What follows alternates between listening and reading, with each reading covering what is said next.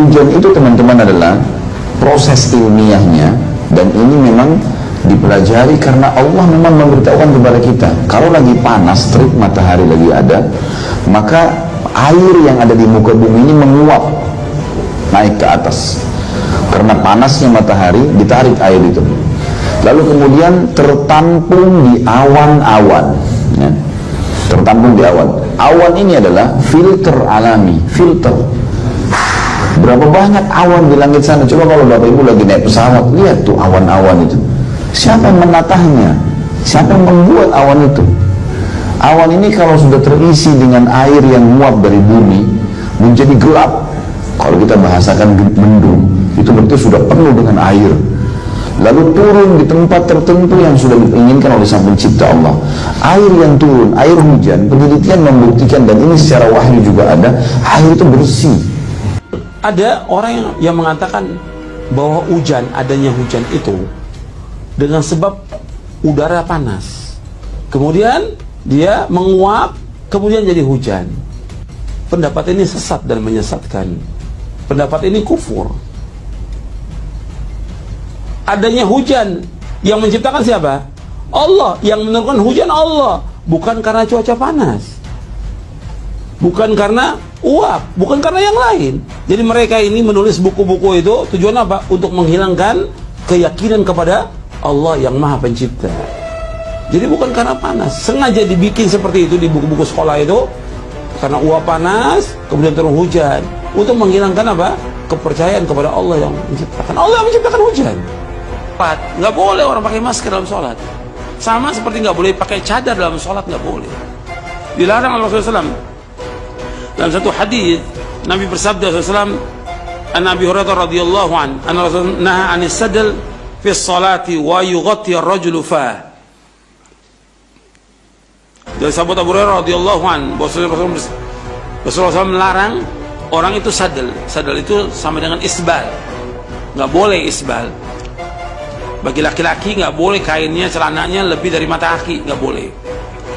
Dan nggak boleh orang menutup mukanya, menutup mulutnya ketika sholat, nggak boleh. Ini berkaitan dengan sholat. Memakai masker atau menutup mulut, ya, atau menutup mulut begini, sholat sambil diem atau dengan menutup sesuatu di mulut, hukum asalnya makruh, ya.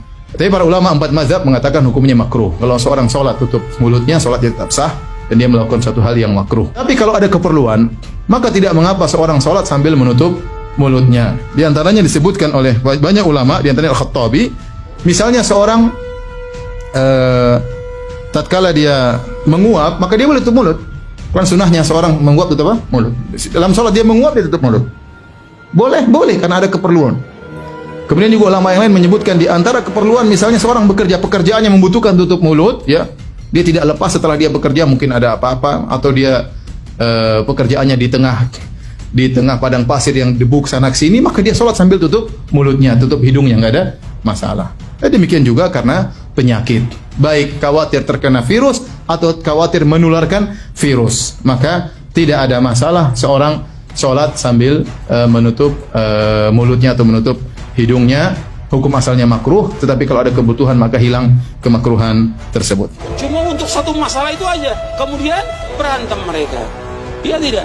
Namanya persatuan kebun binatang, itu namanya. Persatuan kebun binatang. Waktu bersatu iya, Masya Allah. Habis itu cakar-cakaran.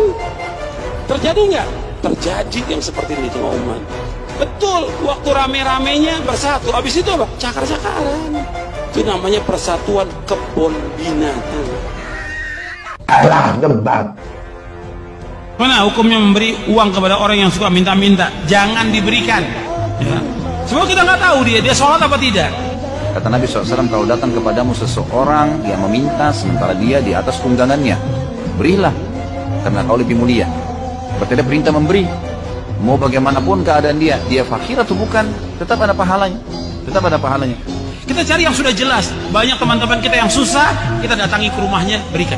Manfaat, berlipat ganda ganjarannya daripada orang-orang di pinggir jalan yang nggak sholat, yang nggak puasa, diberikan.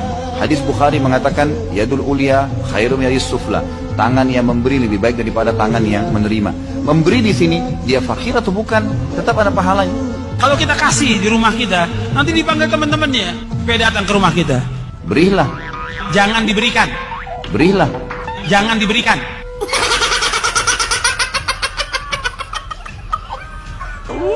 Jadi ketok kepalanya.